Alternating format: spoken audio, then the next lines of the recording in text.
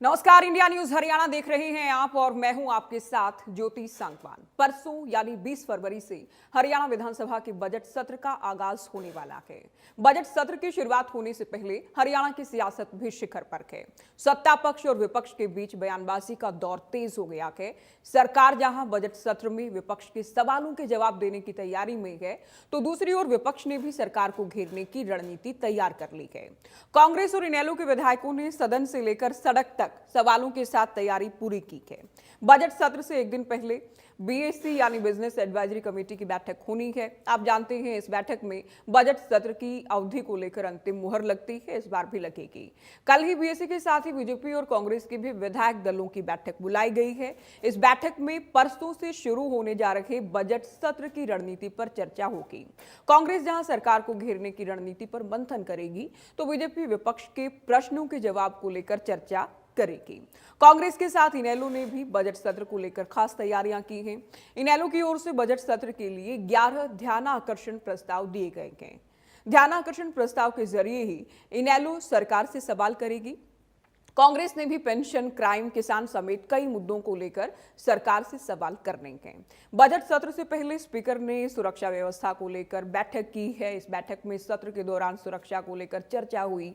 इसके साथ ही बजट सत्र में कांग्रेस विधायक देवेंद्र हंस के खिलाफ एफआईआर का मामला भी गर्म हो सकता है।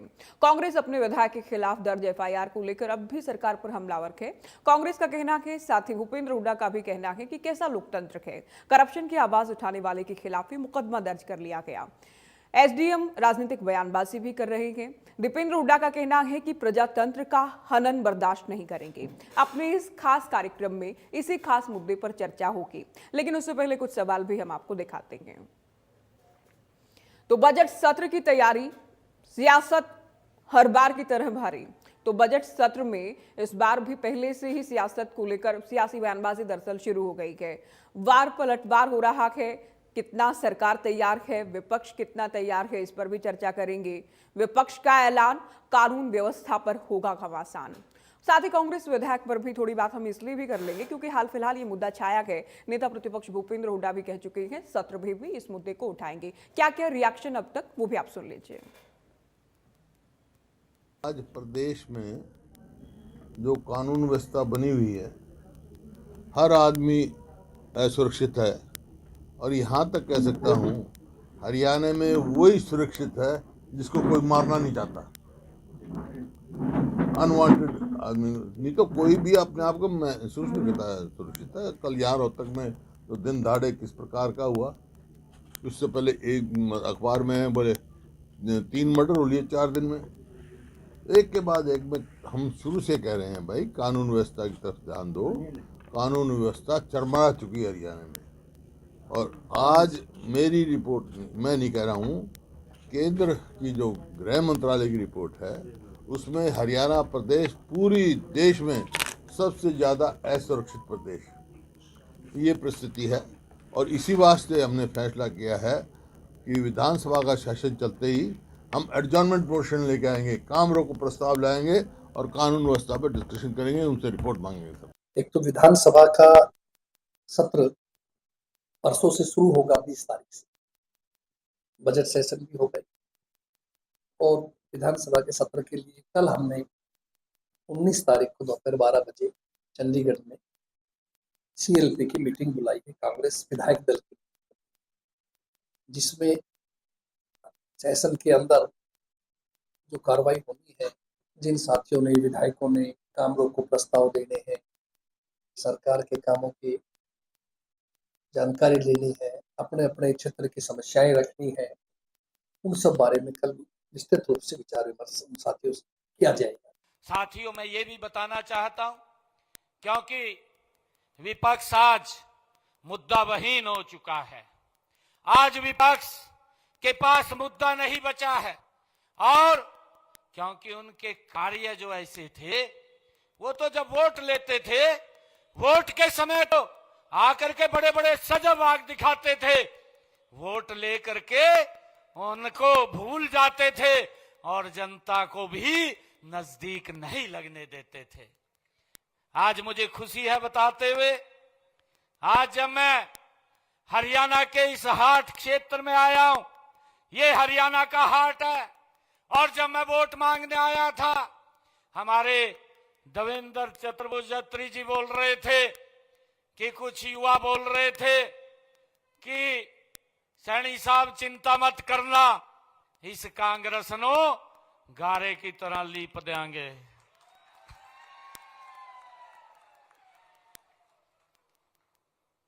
भाइयों, विकास के काम में आपका बेटा, आपका भाई इस उचाणा के विकास में, हरियाणा के विकास में कोई कोर कसर नहीं छोड़ेंगे। मैं आज आप लोगों के बीच में विश्वास से बात कह रहा हूं, जिससे साबित हो गया इस सरकार का प्रजातंत्र में कोई विश्वास नहीं। जो हमारे साथ आज विशेष तौर से हमारे साथ आए हैं देवेंद्र हंस जी, विधायक गुला चिका से। कल आपने देखा इन पे मुकदमा दर्ज कर दिया सरकार ने, और किस बात पे मुकदमा दर्ज कर दिया कि इन्होंने एसडीएम को डिमांड पत्र दिया, और झुंझुनने वाली बात आई, आपने भी देखा होगा। उल्टा चोर कोतवाल को डांटे। ये कैसा लोकतंत्र है जहां जनता की आवाज और भ्रष्टाचार के खिलाफ आवाज उठाने वाले पे मुकदमा। प्रदेश के बुजुर्गों को बधाई देता हूं कि हमारे प्रदेश का बुजुर्ग लामबंद हुआ, जिसकी पेंशन काटी गई थी 74,000 से ज़्यादा लोगों की। उन्होंने इंडियन नेशनल लोकदल पार्टी पे भरोसा जता करके और अपने वीडियो डाल दिए थे कि हम 20 तारीख को आएंगे और सरकार को मजबूर कर देंगे इस बात के लिए कि वो बुजुर्गों को दी हुई सम्मान पेंशन चौधरी देवीलाल की, हमने कॉलिंग अटेंशन उसके लिए देंगे। हम इस पे भी हाउस में चर्चा करेंगे। आप पर्ची और खर्ची की बात करते हैं कि बिना पर्ची और बिना खर्ची की सरकार है। खेम का जब एसीएस था इस डिपार्टमेंट में आपके चलिए चर्चा की शुरुआत करेंगे। प्रोफेसर विधु रावल हमारे साथ जुड़ गए हैं, प्रवक्ता भारतीय जनता पार्टी, सुखबीर जेतवर प्रवक्ता कांग्रेस, रजत पंजेटा साथी प्रवक्ता इनेलो, राकेश सिंह परमार वरिष्ठ पत्रकार भी हमारे साथ डिबेट में जुड़ गए हैं। स्वागत है आप सभी का। शुरुआत विधु जी आपसे। विपक्ष बहुत सारे मुद्दों को लेकर सरकार को घेरने की तैयारी में है, सरकार कितना तैयार इस बार के सत्र को लेकर? ज्योति जी, आपको नमस्कार, और आपके माध्यम से इंडिया न्यूज देख रहे सभी दर्शकों को और जो हैं वरिष्ठ पत्रकार समेत उनको भी नमस्ते। देखिए, मैं उम्मीद कर रहा हूँ मेरी आवाज ठीक ठाक आ रही है आपके पास जी। भारतीय जनता पार्टी का एक मार्का है, एक ट्रेडमार्क है, एक सिंबल है। भारतीय जनता पार्टी विकास और सुशासन के लिए जानी जाती है पूरे देश में, और अब तो दुनिया भर में जानी जाती है। यहीं पर ही जो है बात पूरी की पूरी देश के सामने आई हुई, हरियाणा वासियों के सामने आई हुई, और उसी कारण से जनता का जो स्नेह प्रेम और आशीर्वाद भारतीय जनता पार्टी की नीति, नेतृत्व और नियत के ऊपर जो है मिला है।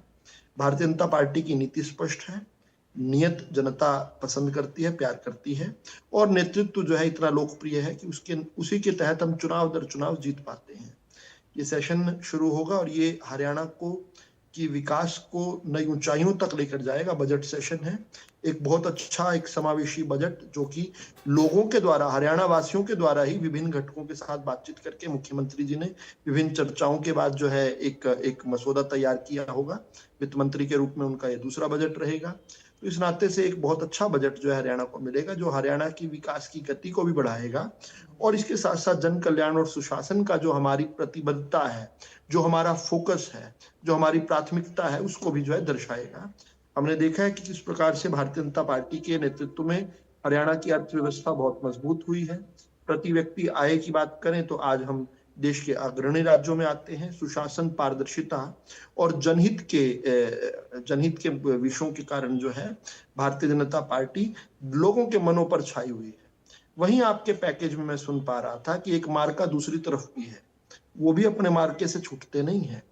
क्या अभी बात सुनी आपके पैकेज में कि नेता प्रतिपक्ष, और अभी बहुत साल, लगभग एक साल लग गया उनको नेता प्रतिपक्ष बनने में ही, लेकिन बनने के बाद भी क्या कह रहे हैं कि हम काम को रोकने का प्रस्ताव लाएंगे, एडजॉर्नमेंट मोशन लेकर आएंगे, कार्य स्थगन प्रस्ताव लेकर आएंगे।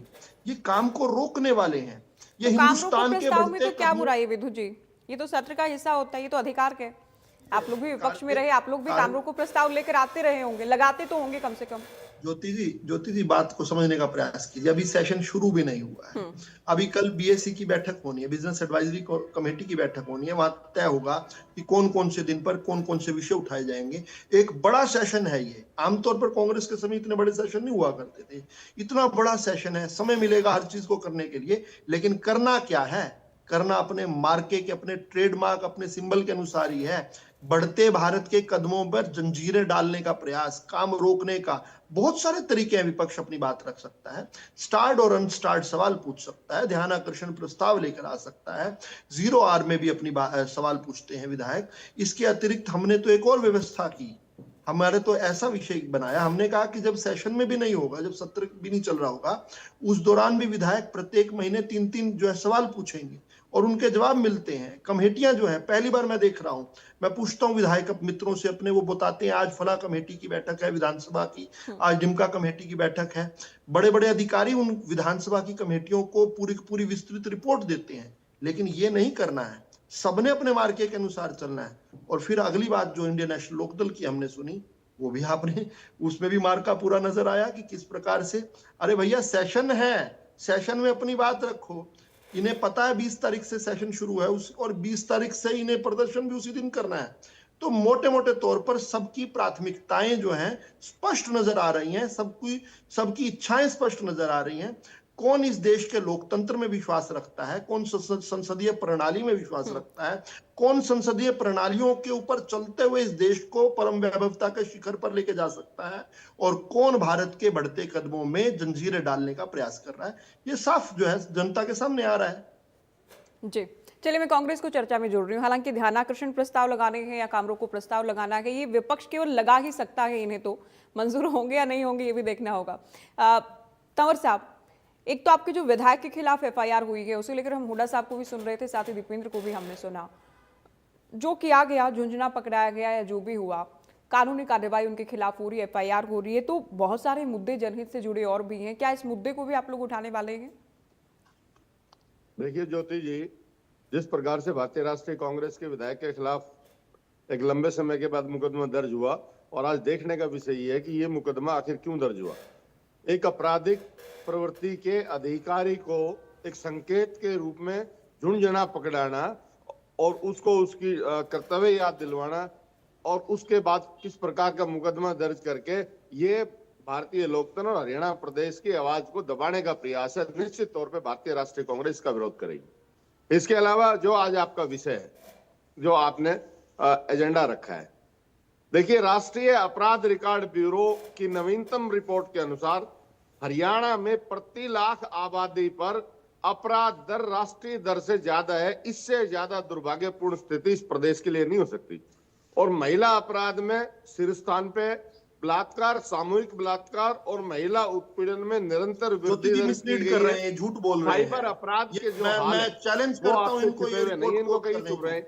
इसके अलावा आज रात बताने का प्रयास हो रहा है अपराध प्रदेश में हो रहे हैं। मैं एक बात भी कह रही हूँ, जब भी हम, मैं सुनिए आप तंवर साहब, आप अपनी बात पूरी करेंगे। जब भी क्राइम रेट की बात होती है तो उसमें अपना अपना क्राइटेरिया आप लोग अपने हिसाब से उठा लेते हैं, छोटे राज्यों की सूची में, बड़े राज्यों की लिस्ट के हिसाब से, है ना।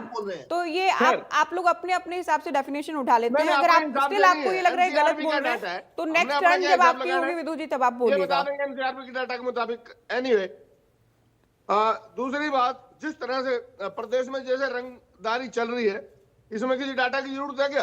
कोई व्यक्ति असुरक्षित है? और जिस तरह से हरियाणा प्रदेश में निरंतर, खास तौर पे नायब सिंह सैनी साहब के गृह मंत्री बनने के बाद मुख्यमंत्री के साथ साथ जो प्रदेश में जंगल राज छाया हुआ है, वो किसी से छुपा हुआ नहीं है। और माननीय मुख्यमंत्री जी गृह मंत्री की जिम्मेदारी पे अभी तक विफल है। हम आशा करते हैं कि आगे इस पे ध्यान देंगे और इस प्रदेश को कानून के मुताबिक राज स्थापित करेंगे और अपराध से मुक्ति दिलवाएंगे। इसके अलावा आज जिस प्रकार से जो विपक्षी नेता हैं उनके खिलाफ किस प्रकार से, ना कि सिर्फ हरियाणा में अपितु समस्त राष्ट्र में जिस तरह से कानून का प्रयोग करके उनको प्रताड़ित किया जा रहा है विभिन्न एजेंसियों के द्वारा, ये किसी से छिपा हुआ नहीं है। और आपराधिक मामलों में जिस तरह से सत्ताधारी दल के नेताओं का बचाव किया जा रहा है वो भी छिपा हुआ नहीं है। इसके अलावा आज क्योंकि कानून व्यवस्था का मुद्दा है, बताना बहुत जरूरी है, हरियाणा पुलिस में हजारों पद खाली है। और प्रदेश की जानकारी के लिए बता दूं, जिस दिन विधानसभा चुनाव 2024 का गजट नोटिफिकेशन हुआ उसके 1 घंटा पहले इन्होंने 5000 पदों की अधिसूचना जारी की थी हरियाणा सरकार ने। और चुनावी लाभ लेकर वो जिस प्रकार से अधिसूचना को रद्द किया, उस भर्ती को वापस लिया और आज 1.5 साल से ज्यादा का समय हो गया, वही सुनने बैठे सन्नाटा। कोई जवाब होगा तो दे देंगे। इसके अलावा और दुर्भाग्यपूर्ण स्थिति सुनिए, अनेक जिलों में एसएचओ तक के पद रिक्त पड़े हैं। इससे कैसे आप की कानून व्यवस्था ठीक होगी? इसके अलावा जो पुलिस ड्यूटी है उसको वीआईपी के साथ इस तरह से लगा रखा है और इस प्रदेश के लोगों को उनके सहारे पे छोड़ दिया गया है। इससे ज्यादा खराब स्थिति हरियाणा प्रदेश के लिए नहीं हो सकती। विषय ये है, जब पुलिस बल ही नहीं होगा तो प्रदेश की कानून व्यवस्था ठीक कैसे होगी? पंजिटा जी, क्योंकि 20 फरवरी से आप लोगों ने भी प्रदर्शन करने के लिए कहा था, पेंशन को लेकर मुद्दा था, अभी अभय चौटाला को आपकी पार्टी को लेकर लग रहा है कि सरकार पहले ही दबाव में आ गई, लेकिन विधु जी कह रहे हैं आप लोगों का मार्का है ये कि प्रदर्शन करना है, प्रोटेस्ट करना है, काम जो हो रहा है उसका विरोध करना है, फिर सत्र में हो या फिर सड़कों पर हो। देखिए, पहली बात तो मैं थोड़ा सा इनको करेक्ट कर दूं। निश्चित तौर पे वो एक आंदोलन के रूप में प्रदर्शन की तारीख बहुत पहले तय हो गई थी, जब हरियाणा के प्रदेश भर से हमें ऐसी खबरें आ रही थी और सोशल मीडिया पे बहुत से वीडियो प्रमाणित भी करते हैं, आज भी मौजूद हैं, जिनकी उम्र भी 70 वर्ष है, उनको कम उम्र दिखाकर कहीं किसी की कोई बीवी मृत है उसके नाम पे 16 डिस्ट्रिक्ट में 90 वाहन दिखाकर पता नहीं कितनों की पेंशन काटी गई। बहुत सी ऐसी चीजें थी, लगभग 70,000 से 1 लाख बुजुर्गों की पेंशन काटी गई थी। निश्चित तौर पे तो हमने बिल्कुल इसके बड़े आंदोलन के रूप में इस तारीख को हमने चुना था, क्योंकि याद भी दिलाया था मुख्यमंत्री जी को कि आपने 3200 भूल के आप शायद करके, लेकिन वो सरकार ने, क्योंकि अब वो इंडियन नेशनल लोकदल के दबाव में आकर, पहले तो कर नहीं रहे थे, जो भी नहीं रह रही थी, बड़ी बड़ी बातें इधर की उधर भाषणबाजी चल रही थी, सिर्फ मुकर भी रहे थे ये, फिर हमने प्रमाणित भी किया कि कटी है, तब जाके कहीं माना भी इन्होंने। तो वो हम विजय दिवस के रूप में मना रहे हैं, ना कि कोई उसको कोई आंदोलन या प्रदर्शन के रूप में। वो विजय दिवस की बुजुर्गों की जीत हुई है, वो इस रूप में मनाया जा रहा है। दूसरी बात, एसवाईएल को जब हरियाणा के पक्ष में 4 जून 2004 को फैसला आ चुका है, तो उस बात को इतना क्यों लटकाया जा रहा है? क्यों वार्ता खेली जा रही है? क्यों हरियाणा के किसी तरीके के कोर्ट के ऑर्डर को भी उसको मतलब ऑनरेबल सुप्रीम कोर्ट के ऑर्डर को भी किस तरह डाइल्यूट किया जाए, अलग अलग रास्ते निकाले? कभी सुना है आपने? एक ऑर्डर फाइनलिटी अटेन कर चुका है, उसके बाद भी वार्ता खेली जा रही है, जानबूझ के नहीं। 2004 से तो हम ना कहें, फिर भी मामला फिर अदालत चला गया था। 2016 वाला हम कह सकते हैं, उसमें भी एग्जीक्यूशन को लेकर फिर से अदालत चले गए। 2016 तो सिर्फ प्रेसिडेंशियल रेफरेंस के ऊपर आया था, बिल्कुल ये उस पर आया गया, लेकिन 2004 के बाद भी तो अदालत में चले गए थे ना। लेट मी क्लैरिफाई 2016 नवंबर को जो आया था, 2016 नवंबर में वो सिर्फ प्रेसिडेंशियल रेफरेंस के ऊपर आया था, ना कि पूरी की पूरी एसवाईएल के ऊपर कोई डिबेट थी या एसवाईएल का वो फैसला सही है। वो फैसला हो चुका है। वो जो जल संधियां निरस्त की थी कैप्टन अमरिंदर की सरकार ने, जिसमें रावी और ब्यास का पानी भी था, 1981 वाली जो जल संधियां थी, एग्जैक्टली सिर्फ उसके ऊपर, हाँ बस उसके ऊपर फैसला था वो कि वो उसने ठीक किया, वो कानूनी था या गैर कानूनी था, बस। जो फाइनल जजमेंट थी वो आ चुकी है, उसके ऊपर कोई रोक टोक नहीं है, कोई छेड़छाड़ नहीं है। उसमें केंद्र सरकार को बोला हुआ है कि आपने बनवा के देनी है, उसमें हरियाणा का कुछ नहीं है। हरियाणा को पंजाब से वार्ता ना भी करे, कोई मीटिंग ना भी करे, कोई उसमें वो नहीं है। जो ऑर्डर फाइनलिटी अटेन कर चुका है उसमें, उस जजमेंट में भी साफ लिखा हुआ है, मैं आपको बता देता हूं, उस जजमेंट में 2006 की मुल्ला परियार डैम की जजमेंट का हवाला भी दिया हुआ है। वो वो बड़े ही आप विस्तार से पढ़िए, उसमें ऐसा कुछ नहीं है कि आप कोई 4 जून 2004 वाली, और वो भी क्योंकि हरियाणा का रोल इसलिए नहीं है क्योंकि 15 जनवरी 2002 को ऑनरेबल सुप्रीम कोर्ट ने डायरेक्ट किया था पंजाब को कि 1 साल के अंदर बनवाइए आप। वो नहीं बनवाई, उन्होंने जो कुछ भी किया वो सारा कुछ है। अगर नहीं करोगे तो आप, फिर हम सेंटर को बोलेंगे, अगर आप नहीं बनवाते तो हम सेंटर को बोलेंगे, तो सेंटर को ही बोला गया है, ये मैं क्लियर कर दूं। उसके बाद गवर्नमेंट स्कूल्स के अंदर जो पोस्ट वैकेंट पड़ी है, उससे पहले मैं क्राइम के ऊपर जरूर आना चाहूंगा। जो आज हालत, जिस हिसाब से गोलियां चल रही हैं, जिस हिसाब से मर्डर हो रहे हैं, जिस हिसाब से इतना क्राइम बढ़ रहा है, जिस हिसाब से विधायकों तक को जो रैंसम की कॉल्स आ रही हैं, फिरौतियों की कॉल आ रही हैं, उस हिसाब से तो आप ये देखिए आम जनता तो सुरक्षित क्या महसूस करेगी जब पुलिस वालों तक के मर्डर हो रहे हैं। वो संजीव कुमार साहब, उनका एएसआई थे क्राइम ब्रांच के, उनको वॉक करने गए थे, उनका मर्डर कर दिया था। उससे पहले एक डीएसपी बिश्नोई थे, उनका मर्डर हो गया था। तो ये इशू ये नहीं है, आम जनता तो भयभीत है ही। सबसे ज्यादा फर्क पड़ रहा है इन्वेस्टमेंट के ऊपर। ऐसे डर के, ऐसे गैंगस्टरों के माहौल के अंदर ऐसी हर दूसरे व्यक्ति को फिरौती की कॉल आ जाती है, तो फिर इन्वेस्टमेंट कहां से आएगी ऐसे डर के माहौल के अंदर। गवर्नमेंट स्कूल्स का निश्चित तौर पे हम बार बार मुद्दा उठा रहे हैं, इसमें जो वेकेंट पोस्ट है उसे भरिए। नशे का मुद्दा हम निश्चित तौर पे उठा रहे हैं। कल मैं खबर पढ़ रहा था, शायद अमर उजाला की खबर थी, कि अपना खून युवा बाहर निकाल के, कुछ गुलाबी गोलियां हैं, उसको खून में डाइल्यूट करके फिर वो खून अपने अंदर वापस जहर चढ़ा रहे हैं। और अब इतने हरियाणा में दूसरे दिन, अगर हम सरकारी आंकड़े देखें, एनसीआरबी का डेटा देखें, तो पंजाब से भी ज्यादा बुरा हाल हरियाणा का है। हर 5वें दिन ड्रग ओवरडोज से एक युवा की मृत्यु हो रही है, ये एनसीआरबी का डेटा है। उसके बाद अब यूनिवर्सिटी और गवर्नमेंट कॉलेजेस में जो वेकेंट पोस्ट है, वो मुद्दा ये हमारे सारे कॉलिंग अटेंशन है। एचटैट के अंदर 72 लाख की जो इन्होंने अतिरिक्त वसूली करी, उसका ओल्ड एज पेंशन का निश्चित तौर पे हम पहले ध्यान आकर्षण प्रस्ताव लगा चुके हैं।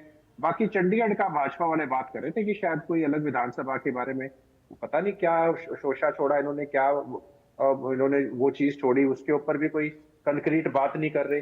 उसके बाद जो लेबर डिपार्टमेंट में, श्रम विभाग के अंदर जो 1500 करोड़ का घोटाला था, उसके अंदर ज्यादा कार्रवाई नहीं हो रही है। क्या उसके ऊपर कार्रवाई, उसका भी ब्यौरा मांगने का काम करेंगे।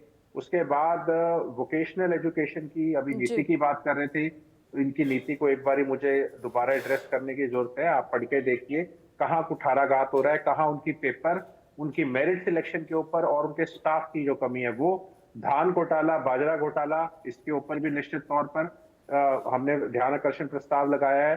तारांकित और अतारांकित प्रश्न भी हैं, 9 2 तारांकित भी हैं, ये भी हमने लगाए हैं। और अभी हाल ही में जो दूषित पानी को, क्योंकि मूलभूत सुविधाओं में आता है, दूषित पानी से किस तरह पिछले 15 दिन में 12 जो मौत हुई और बहुत से लोग जो हैं अभी भी जो हैं वो उस एरिया के अंदर बीमार हैं, बच्चे बीमार हैं। छयासा गांव है ये पलवल डिस्ट्रिक्ट का। और जो कैंसर की जो 18 मौत हो चुके हैं। हाँ, जो कैंसर का जो मतलब जिस हिसाब से, मतलब पंजाब से भी ज्यादा स्तर के ऊपर जो बढ़ रहा है, जो ग्राउंड वाटर जल शक्ति मिशन की भी जो मंत्रालय की रिपोर्ट आई थी, उसके अंदर भी जो कंटेमिनेशन का आया था, जिससे कैंसर के केसेस बढ़ रहे हैं बहुत ज्यादा हरियाणा में, वो भी जो है उसके बारे में भी बताने का काम। ठीक है, ये मोटे मोटे वो मुद्दे हैं जो आप लोग उठाने वाले हैं। विदुराल जी को कुछ कहना, विदु जी आएंगे आपके पास। परमार साहब, आपको क्या लग रहा है, क्योंकि बहुत सारे मुद्दे विपक्ष गिनवा रहा है, किन किन मुद्दों की गूंज इस बार के सेशन में सुनाई देगी हरियाणा वासियों को? नमस्कार। देखिए, बजट सत्र है तो होना तो बजट पर ही चाहिए, लेकिन विधायकों का काम है, अपना मांग है, वो जो विषय मांग करेंगे वो अलाउ तो विधानसभा के अध्यक्ष को करना है, वो कितना करेंगे वो उसके बाद बात किया जाएगा। लेकिन मेरा मानना है कि बजट सत्र में हरियाणा के बजट पर अगर सारे पक्ष, विपक्ष और निष्पक्ष मिलकर फोकस करेंगे तो एक बेहतर हरियाणा का निर्माण होगा। मेरा अपना मानना है कि हरियाणा बड़ा विषम स्टेट है, जैसे गुड़गांव है, फरीदाबाद है, सोनीपत है, पानीपत है, यहाँ बड़ी बड़ी इंडस्ट्री है, बहुत मतलब कई तो इंडस्ट्री भारत के नंबर 1 इंडस्ट्री है, लेकिन ठीक 20-22 किलोमीटर पर गांव है जहाँ कुछ भी नहीं है। तो अगर मैं वहां का मुख्यमंत्री होता तो एक ऐसा मैकेनिज्म डेवलप करता कि इनमें संतुलन बनाया जाए, जैसे बड़ी इंडस्ट्रियों को छोटी इंडस्ट्री की जरूरत पड़ेगी, कुटीर उद्योग, लघु उद्योग और ये स्टार्टअप की जरूरत पड़ेगी, उसका बढ़ावा अगर मुख्यमंत्री देंगे तो गांव और जो शहरों का संतुलन है, जैसे गुड़गांव में 20 करोड़ 50 करोड़ 200 करोड़ का भी फ्लैट है, जबकि वहां से ठीक 20 किलोमीटर दूर 2000 रुपए किराए पर भी मकान उपलब्ध है। इतनी असंतुलन जो है ना, उसके लिए अगर कोई सरकार काम करे, उसमें सभी लोगों का समावेश हो, पक्ष विपक्ष निष्पक्ष। देखिए, आप विपक्ष में आपका काम है, जैसे सर ने गिनाया कि लेबर घोटाला, फलाना घोटाला, वो घोटाला, ये कोई पहली बार नहीं हुआ, 1952 से हो रहा है। तो यह नहीं है कि ये कोई पहली बार आया है, लेकिन इसका मतलब ये नहीं है कि बाउंस हो रहा है तो हम भी करेंगे, यह भी उचित नहीं है। लेकिन बजट सत्र में बजाय सरकार को स्थिर करने का, अपनी चुनावी लाभ लेने के लिए, राजनीतिक लाभ लेने के लिए आप अनाप शनाप विषय उठाएं, फोकस करें कि हमको बजट पर ही विरोध करना है। आप बजट में ज्यादा मांग करिए, कोई जरूरी है कि अभी वो पेंशन पर बात हो, कोई जरूरी है कि वो घोटाले पर भी बात हो, उसके लिए लंबा सत्र है। जिस दिन बजट भाषण खत्म हो जाएगा, उस पर अमेंडमेंट आएगा, उस अमेंडमेंट में बीइंग विधायक आपको अधिकार है। ये तो बजट पेश होने के बाद बजट की चर्चा के लिए दिन रखे गए ना, उससे पहले प्रश्न तो लगाएंगे, ध्यानाकर्षण प्रस्ताव में भी मुद्दे उठेंगे, काम रोको प्रस्ताव पर भी अगर बात बनी तो उस पर भी चर्चा करेगा विपक्ष। ये तो सारी चीजें होंगी। पहले दिन बजट आ जाएगा क्या? आप बोलिए, अगर पहले बजट तो 2 तारीख को आएगा, 3 से 4 दिन उस पर चर्चा होगी, सीएम साहब जवाब देंगे। नहीं, आपका कहना ये है फोकस्ड हम बजट पर रहें, ये आप सुझाव दे रहे हैं। तैयारी आप अपने प्रश्नों का बजट पर रखिए, पूरक हो, अनुपूरक हो, ध्यानाकर्षण हो, स्थगन हो, जो भी हो। देखिए, मैं क्या करूं, आप बीच में बोलिए। बजट सत्र एक लंबा सत्र है, आप बजट को पेश हो जाने दीजिए, आपके पास बजट के दिन कॉपी आ जाएगा, आप अपने सारे मैकेनिज्म लगा करके उसकी कमियां निकालिए। उसके पहले आज जैसा मैं कहा ना कि गुड़गांव में 200 करोड़ का फ्लैट है और ठीक उसके बाद 2000 रुपए का फ्लैट है, तो आप इस पर अभियान लगाइए ना भाई। मैं तो एक बाहर का आदमी हूँ, हरियाणा कितनी बात जानता हूँ। आप लगाइए कि बजट में इन चीजों को अमेंडमेंट किया जाए, इन चीजों को बजट में शामिल किया जाए, ये हर चीज को हटाया जाए, इन चीजों को। जो आप दिमाग लगा रहे हैं वो घोटाला याद करके घोटाला लगे, मैं मना नहीं कर रहा हूँ, लेकिन बजट सत्र पर आपका फोकस बजट हो, बेहतर हरियाणा का निर्माण हो, तो एक कॉन्क्रीट जो एक आपका समावेशी और एक संतुलित विपक्ष का काम होगा, हरियाणा के विकास में जो योगदान होगा उसमें ज्यादा हरियाणा का लाभ होगा, बजाय आप अपने निजी लाभ के लिए कि मैं सरकार को अब ये भी याद कराऊंगा, अब ये भी याद करूंगा, अब ये भी याद करूंगा। मेरा मानना है कि वो पूरे 5 साल सरकार चलनी है, गिरने का कोई चांसेस नहीं है और हर बार आपको मौका मिलेगा करने के लिए, लेकिन बजट सत्र अगले साल ही आएगा। ठीक है, वो देखिए सभी चीजों का तय समय है, ये बखूबी हम लोग जानते हैं, सारी ही चीजें होंगी। खैर उसमें तो विदुर रावल जी को जब तंवर साहब बोल रहे थे तब भी कुछ कहना था, पंजेटा जी जब एसवाइल को लेकर बात कर रहे थे तब भी कुछ कहना था, और दूसरा अभी क्योंकि परमार जी कह रहे हैं कि बजट पर ही बात हो, तो सीएम साहब ने भी कहा है कि ऐसा नहीं कि दफ्तर में बैठकर मैंने बजट तैयार कर लिया, लोगों के बीच गए हैं, 13 बड़ी बैठक हुई है, 12,000 चैटबोट के जरिए सुझाव आए हैं, करीब 2200 सुझाव वो हैं जो कि बैठक के जरिए आए हैं।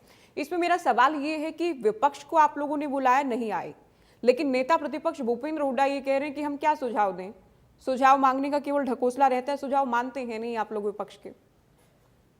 देखिए, सुझाव बाय डेफिनेशन, परिभाषा ही अगर सुझाव की हम समझें तो सुझाव का मतलब ये शर्त नहीं होता कि जो मैं कहूंगा वही माना जाएगा। बाय डेफिनेशन जो है एडवाइस जिसको कहते हैं वो होती है कि आप दे दीजिए, जो अच्छा लगे उसको ग्रहण कर लीजिए, जो अच्छा ना लगे उसको छोड़ दीजिए। देखिए, इस देश की जनता ने, इस प्रदेश की जनता ने मत देकर भारतीय जनता पार्टी को सत्ता में बिठाया है, तो फाइनल जो डिसीजन है वो तो भारतीय जनता पार्टी को का प्रेरोगेटिव है कि वो किन सुझावों को मानेगी, किन को नहीं। लेकिन आप ये शर्त लगाएं कि जो सुझाव दूंगा वही उसी को ऐसे कैसे उस रूप में ले जाएं, उसके साथ आप हो सकता है कि आप एक नैरो माइंडेड सोच के साथ बता रहे हो, जबकि कंपोजिट पिक्चर में आपका सुझाव फिट ना बैठता हो। तो इस प्रकार से ये तो पहला ये बहाना गलत लगता है। फिर आपने ठीक कहा, मुझे दोनों की बातों पर इतराज इसलिए था क्योंकि दिन को रात कहने वाला जब झूठ बोला जाता है ना, तो इतराज हम सबको होना चाहिए, करना चाहिए। बहुत प्रोपोगेंडा कर लिया, केवल प्रोपोगेंडा ही खेल अगर जिसने बना लिया हो, एनसीआरबी का नाम ले लिया और एनसीआरबी की रिपोर्ट को उल्टा कोट कर दिया, तो इसलिए मेरा तो आरोप यह था कि भैया ज्योति सांगवान जी रोज अखबार पढ़ती हैं और सब कुछ जानती हैं, और उनकी डिबेट में आकर वो इस प्रकार से झूठ बोल रहे हैं। एनसीआरबी की जिनको फुल फॉर्म भी नहीं पता, उनके लिए मैं बता दूं कि 1 अक्टूबर ज्योति 2025 जी मेरे ज्ञान पे प्रश्न ना उठाए, नहीं तो फिर डिबेट नहीं, वो आवश्यकता नहीं है, उसका उत्तर दर्शकों को मिल चुका है। काम कर चुका है, आपके ज्ञान पर कतई कोई प्रश्न नहीं उठा रहा, कतई नहीं उठा रहा। नहीं, ये क्यों थोड़ा उसका पर्सनल कमेंट हो गया विधु रावल जी। एनसीआरबी की इनको मालूम होगी डेफिनेशन, पुलिस बैकग्राउंड से ही रहे हैं, ये क्राइम से तो इनका पुराना नाता रहा है, पुलिस से, पुलिसिंग से। एनसीआरबी की लास्ट रिपोर्ट कौन सी डेट को आई थी? चलिए हम पर्सनल कमेंट ना करें, लेकिन हम सारी बातें कह रहे हैं। भाई मेरी बात सुनो, पर्सनल नहीं है, अपने हद में रहे और हद से बाहर ना जाए। अरे भैया टाइम ना वेस्ट करो, एक सवाल तंवर साहब एक शब्द बोला विधु रावल जी ने, मैंने उस पर ऑब्जेक्शन, मैंने आपत्ति जाहिर की कि ये ना बोल रहे हैं। आप साथ साथ क्यों बोल रहे हैं? लेकिन आपको जो कहना था आपसे पहले मैं कह चुकी हूँ, आपसे पहले मैंने कह दिया है, अब तो बोलने दीजिए इनको, साथ मत बोलिए। ज्योति जी इनको भी बोलने देते हैं, आज इनको ही बोलने देते हैं। और मेरे एक सवाल का उत्तर, आखिरी रिपोर्ट कब आई थी एनसीआरबी की? बता दीजिए, डेट बता दीजिए। चलिए, नहीं पता, मैं बता देता हूं, 1 अक्टूबर 2025 को आई थी। चलो अब शांत हो जाओ, अब शांत हो जाओ। एनसीआरबी के आंकड़े हर रोज रात को 12 बजे अपडेट होते हैं। अरे भैया रिपोर्ट आती है, सालाना रिपोर्ट आती है, सालाना आंकड़े आते हैं, उसमें सालाना को छोड़ो, हर रोज अपडेट चलो छोड़ दो, अब हो गया दर्शकों का आगे ज्ञान। चलिए आगे बढ़े, इस पर नाटके रहे, अभी आगे बढ़े डिबेट में। तो एनसीआरबी का डाटा तो ये कहता है कि जो क्राइम अगेंस्ट पर्सन है, जिसमें murder, attempt to commit murder, total hurt, simple hurt, grievous hurt, riots और फेटल एक्सीडेंट्स होते हैं, उसमें 15%, 28.89%, 35.99%, 17.33%, 45.27%, 65.98% और 3.54% तक की गिरावट आई है।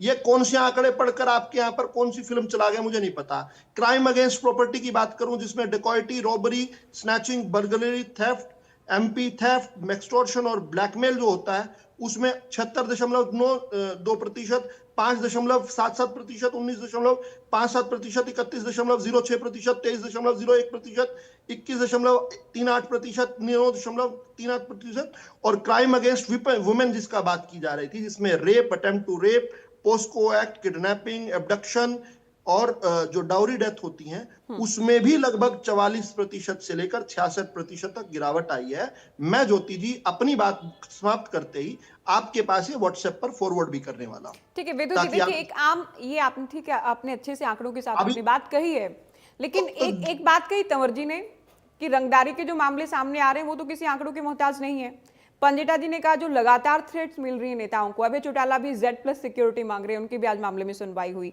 तो बड़े लोगों को, बड़े नेताओं को जिस तरह की धमकियां मिल रही हैं, आम लोगों से जिस तरह की रंगदारी मांगी जा रही है, या पुलिस पर भी हमले हो जाते हैं, लगातार क्राइम की खबरें सामने आती हैं, तो आम लोगों को ये आंकड़े समझ में आएंगे या जो लगातार खबरें इस तरह की सामने आती हैं वो समझ में आएंगी? चलो घटनाओं की बात कर लेते हैं। रोहतक के अंदर भूपेंद्र सिंह हुड्डा का घर जिस थाने के अंदर आता है, उस थाने के अंतर्गत एक महिला अपने रेप का रिपोर्ट दर्ज करवाने गई। उस महिला का उसी पुलिस स्टेशन के अंदर पुलिस कर्मियों द्वारा रेप कर लिया गया। उस महिला ने रोहतक के अंदर जो है मुख्यमंत्री भूपेंद्र हुड्डा से लेकर सभी लोगों को, एसपी तक सब लोगों को गुहार लगाई। अंततोगत्वा उसने जाकर डीजीपी हेडक्वार्टर सेक्टर 6 पंचकुला के सामने आत्मदाह कर लिया, खुद को अग्नि के हवाले कर दिया, पूरी हो गई वो महिला।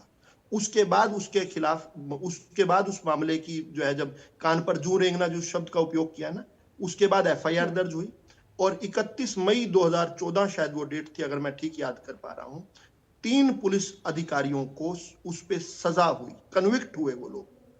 ये हुआ करता था पहले। क्या मुझे बताने की जरूरत है कि लिबर्टी किसके समय, लिबर्टी के बाहर किसने खड्डा खोदा था? क्या मैं बताऊं रेडी फड़ियां कौन लुटा करते थे? क्या ये बताऊं कि तत्कालीन मुख्यमंत्री के मंच पर केवल गैंगस्टर ही नहीं, भगोड़ा पीओ घोषित हुआ कोर्ट द्वारा, वो तत्कालीन पूर्व से पूर्व मुख्यमंत्री जो स्वर्ग में जा चुके हैं, उनके कसीदे, उन्हीं के भाषण, उनके कसीदे में भाषण पढ़ रहा था और मुख्यमंत्री जी मुस्कुरा रहे थे। ये हुआ करता था। किसको नहीं पता मित्राओ बिचराओ गैंग? दिन को रात बताने का प्रयास मत कीजिए। ठीक है ज्योति जी, आपने भी ये बात कही कि आंकड़े जो है सबको नहीं समझ आते, लेकिन एक मेमोरी सबकॉन्शियस होती है, लोग समझते हैं कौन ठीक है कौन गलत है। मैं व्यक्तिगत रूप से, क्योंकि रजत पंजेटा जी को पसंद करता हूं खूब, वो मेहनत कर आते हैं, अच्छी डिबेट होती है उनके साथ जब होती है तो उन्होंने एक बात छोड़ी। उन्होंने कहा इन्वेस्टमेंट पर असर पड़ रहा है ये क्राइम के कारण। ये सभी लोग क्या 13-13 महीने तक जब हरियाणा को बंधक बना कर रखा गया, ये सभी लोग उस आंदोलन के साथ नहीं थे क्या? तब इन्वेस्टमेंट बढ़ रही थी कि घट रही थी? जब मुख्यमंत्री आकर ये कह रहे थे कि वहां फला जगह, मुख्यमंत्री के पूर्व सलाहकार जिनकी ऑडियो वायरल हुई कि फला जगह पर आंदोलन नहीं हो रहा, वहां पर और आग भिजवाओ, दारू भिजवाओ, तो उससे क्या इन्वेस्टमेंट बढ़ रही थी कि घट रही थी? जब इनकी खुद का राज था, और उस समय मैं कांग्रेस की बात कर रहा हूं, उस समय होंडा के अंदर जिस प्रकार से जनरल मैनेजर को आग के हवाले कर दिया गया, जबरदस्ती से स्ट्राइक्स की गई, और जिसमें व्यक्तिगत आर्थिक हित शामिल थे, उस समय इन्वेस्टमेंट बढ़ रही थी कि घट रही थी? आज हरियाणा जो है ना, देश की जीडीपी में जब हमने राज संभाला था तब 3.4% का योगदान देता था हमारा हरियाणा। आज मैं बड़े गर्व के साथ कहता हूं, इन हरियाणवियों की ताकत है भारतीय जनता पार्टी के नेतृत्व में। 3.4 से बढ़कर बढ़ते हुए भारत में हरियाणा ने अपने योगदान को और बढ़ा दिया। आज 4.5 टाइम्स इंडिया की जीडीपी में हरियाणा का योगदान है। ये काम किया है हम लोगों ने। इसलिए एसवाईएल पर अगर आप 2 मिनट दे दें केवल, तो एसवाईएल पर भी बात करूं। रजत पंजेटा भाई ने एक बात तो बड़ी अच्छी कह दी, मुझे मेरा समय बचाया। उन्होंने बताया कि प्रेसिडेंशियल रेफरेंस पर जो है ये 2016 का फैसला आया था, लेकिन उन्होंने ये नहीं बताया कि 2004 का जो फुल एंड फाइनल जो जजमेंट आई थी, उसके बाद जो termination of water agreement treaty जो कांग्रेस की सरकार ने 2004 में की थी, 12 जुलाई 2004 को की थी, उसके बाद जो है एक एग्जीक्यूशन का प्रोसेस चलता है। ये एग्जीक्यूशन तो जब तक प्रेसिडेंशियल रेफरेंस में मामला था डल ही नहीं पाई थी। ये जो आप कहते हैं बैठने बिठाने की बात, ये तो 2017 में भारतीय जनता पार्टी की सरकार ने जब एग्जीक्यूशन की फाइल की, उसके बाद ही तो प्रोसेस शुरू हुआ। रजत पंजेटा जी, आप you are a learned person, कम से कम आप तो इस प्रकार से कंजूसी ना किया कीजिए सच बोलने में। तो उसके बाद से राइट फ्रॉम 2017 हर रोज का डेली ऑर्डर आप निकालिए। भारतीय जनता पार्टी की सरकार का एडिशनल एडवोकेट जनरल जाकर मिलोड को कहता है, मिलोड बैठना बिठाना तो इंदिरा गांधी जी के जमाने से हो रहा है, इंदिरा अवार्ड, इराडी कमीशन, राजीव लोंगोवाल समझौता, बैठना बिठाना हो लिया, आप मिलोड आप फैसला सुनाइए। मिलोड कहते हैं कि नहीं, फिर भी आप बैठिए। लेकिन एसवाईएल तो एक ऐसा मुद्दा है विधु जी, इस पर अब हम डिबेट करें, हम प्राइम टाइम तक, रात तक, कल तक नहीं, लेकिन सवाल बहुत समय लिया। इसलिए भी इसमें मैं कुछ नहीं बोल रही हूँ। पंजेटा जी जब कह रहे थे वो भी आंकड़ों के साथ कह रहे थे, आप भी आंकड़ों के साथ। उन्होंने काफी लंबा समय लिया। ये कैसी बहस है जिसका कोई अंत नहीं है, एसवाईएल का कोई अंत नहीं है चर्चा का। 20 सेकंड और दे दीजिए, केवल 20 सेकंड और दे दीजिए। मैंने नहीं कहा था रजत पंजेटा जी को यहाँ पर एसवाईएल को इन्वोक करने का, लेकिन कर दिया उन्होंने। तो 2 छोटी छोटी घटनाएं बता देता हूं, रजत पंजेटा जी बता देंगे। आखिरी बात विधु राहुल जी, अगर समय बचा तो मैं लास्ट कमेंट के लिए आती हूं। अभी 20 सेकंड, ओनली 20 सेकंड, मेरी बात पूरी हो जाएगी। ओनली 20 सेकंड मांग रहा हूं, रिक्वेस्ट कर रहा हूं। ठीक है, 20 सेकंड, 20 बात काट दीजिएगा मुझे। 1990 में 25 जुलाई 1990 में जब आखिरी बार कस्सी चली थी ना एसवाईएल में, उस समय, और जब रुकी थी, जब 35 मजदूरों और 2 इंजीनियर को, ओलख साहब जो चीफ इंजीनियर थे, उनको गोली मार दी गई थी ना, देश में उप प्रधानमंत्री जो थे चौधरी देवीलाल जी थे, और हरियाणा के मुख्यमंत्री उनके बेटे। हो रहा है कुछ दिन पहले नहीं, लेकिन आपके दर्शक सारे डिबेट्स नहीं सुनते हो, प्लीज खत्म। मुझे 20 सेकंड मांगे, मुझे 20 सेकंड दिया था। अरे सब कुछ रिपीट होता है हर डिबेट में, प्लीज 20 सेकंड मांगे, 10 सेकंड रह गए मेरे, केवल 10 सेकंड। तो आखिरी बार कस्सी चली थी तब कौन थे? चौधरी देवीलाल, ओम प्रकाश चौटाला, और पंजाब राष्ट्रपति शासन था वो भी चौधरी देवीलाल जी के पास। आखिरी बार जो फैसला आया था 2004, जिसका 3 बार जिक्र किया, उसमें वाजपेयी सरकार ने कहा था कि बॉर्डर रोड ऑर्गेनाइजेशन के तहत आर्मी की सिक्योरिटी में एक नहर खुदवाई जाएगी।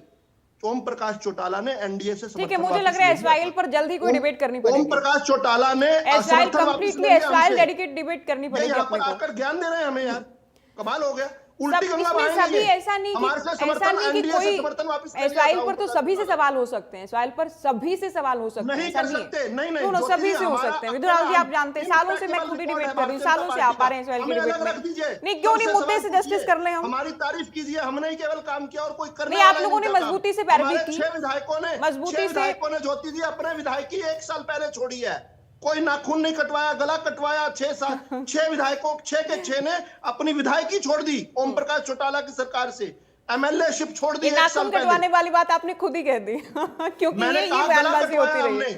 हमने चलिए आज के मुद्दे से थोड़ा न्याय हो जाए, आज के मुद्दे से जस्टिस कर लेते हैं। कभी हम कस्सी तस्वीर नहीं लेकर गए, गला कटवाया हमने अपना, ठीक है, ये कहा मैंने। ठीक है, आपकी बात आ गई है। पंजेटा जी कुछ बोलेंगे, लेकिन मैं तंवर साहब, क्योंकि आएंगे आपके पास, पंजेटा जी आप बोलिएगा।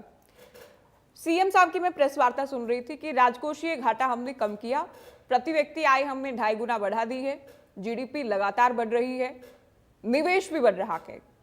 पिछली सरकार या उससे पिछली भी जो सरकारें थी, राजकोषीय घाटे को लेकर भी बुरा हाल था, राजकोष को लेकर भी बुरा हाल था। तो हम आमजन के फैसले लेते हैं और आमजन से जुड़ा ही बजट लाते हैं, बजट की घोषणाएं भी हम पूरी करते हैं। कांग्रेस को लगता था कि आम लोग बजट की घोषणाएं या संकल्प पत्र की घोषणाएं भूल जाते हैं, इसलिए पूरा आप लोग नहीं करते थे। ज्योति जी, हरियाणा प्रदेश का 2014 से इतिहास गवाह है कि निरंतर प्रदेश पर कर्ज बढ़ा है और भारतीय जनता पार्टी की सरकार ने निरंतर कर्ज लेकर घी पीने का काम घटा है कर्ज, इसका यही उत्तर है। इसके कर्ज अलावा प्रतिशत में आज घटा मैं है। आपके माध्यम से पूछना चाहता हूं, पहले बजट आज का भी 3 गुना होता प्रदेश था, में 1.5 जो गुना भी नहीं है अपराध बजट का। पंजीकरण है, क्या वो फ्रीली हो रहा है? निश्चित तौर पे आप किसी थाने में चले जाओ, अगर एक बार में मुकदमा दर्ज करवा दें आप। इसके अलावा ये जितने भी आंकड़े बता रहे हो, लेकिन क्या आज प्रदेश का जन सामान्य अपने आप को सुरक्षित महसूस कर रहा है? क्या प्रदेश की बेटी अपने आप को सुरक्षित महसूस कर रही है? निश्चित तौर पर अगर नहीं कर रहे होते तो प्रदेश ऐसे तरक्की कैसे कर रहा होता? बेटी पढ़ाओ का वो उसको प्रदेश तो बर्बाद विकास करने कर रहा वाले है। भी है। आंकड़े तो कह रहे हैं प्रदेश में निवेश आ रहा है, विद्यालयों में प्रदेश में सड़कें बन बच्चों रही के हैं, साथ यौन शोषण प्रदेश की के घटनाएं युवा हो रही है, जो वो इस प्रदेश से छूती नहीं है। इसके अलावा बेरोजगारी, नशा और अपराध का चोली दामन का साथ है और इसका प्रभाव क्या है? आज युवा शक्ति निरंतर नशे और अपराध में लिप्त होकर प्रदेश की कानून व्यवस्था को खराब कर रही है। और जो रोजगार की अगर बात करें, लगभग पेपर जो हुए हैं वो लीक हुए हैं, मुकदमे दर्ज हुए हैं, ये विषय आज के हैं। इसके अलावा आज ये जो मर्जी बात करे, अभी जो राजनीतिक विश्लेषण से वो कह रहे थे विश्लेषक साहब अपने विश्लेषण में कि गुड़गांव में 2000 रुपए में फ्लैट मिल रहा है और गांव में और शहर में 2 करोड़ में, तो मैं तो उनसे जानना चाहता हूं कि हरियाणा के कौन से गांव में 2000 में फ्लैट मिल रहा है, वो कृपया बता दें ताकि हम 10,000 रुपए। इसके अलावा किराए का कह रहे हो? किराए पर है। नहीं सुनिए, आप अपने समय में दे देना उत्तर, वो आपने बोला है तो समझ के बोला है। इसके अलावा आज चूंकि बजट सत्र का विषय है, कानून व्यवस्था में बहुत सारी बातें होगी। आज विषय ये है कि निरंतर राजस्व विभाग में भ्रष्टाचार क्यों है और पूरे प्रदेश में अवैध कॉलोनियों की भरमार क्यों है। हालांकि रजत वो विषय उठा चुके हैं छायसा पलवल का, जिस प्रदेश में एक पीने का शुद्ध जल नहीं और वहां दूषित जल से मौत हो रही है और भारतीय जनता पार्टी के लोग यहाँ के सेकी बगाड़ते हैं। इससे ज्यादा दुर्भाग्यपूर्ण नहीं हो सकता कुछ भी। और जिस प्रकार से स्थानीय निकाय और पंचायती राज में निरंतर भ्रष्टाचार है और सड़कों की बात करें, अब ये कह रहे थे कि नहीं ये इतना जो बजट सत्र है इसमें सिर्फ बजट की बात करें।